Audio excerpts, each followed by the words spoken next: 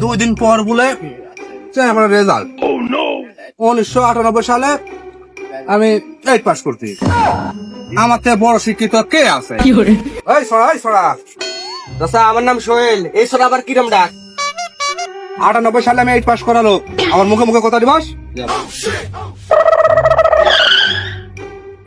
সারাদিন তো খালি ঘুরে বেড়াইস, কি করিস তুই? চাচা আমি স্টুডেন্ট, পড়াশোনা করি।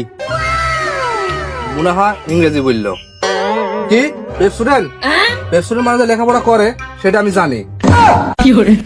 শালা এই কোন পাগলের পাল্লাত পড়ল রে? ওই দিক ঘুরে বিড়বিড়া কি ইংলিশ বলিচ্ছু? মনে করছো ইংলিশ পারি না? ইংলিশের উপর আমার MBBS করা আছে। আহা, আমি পারি না আর পারি না।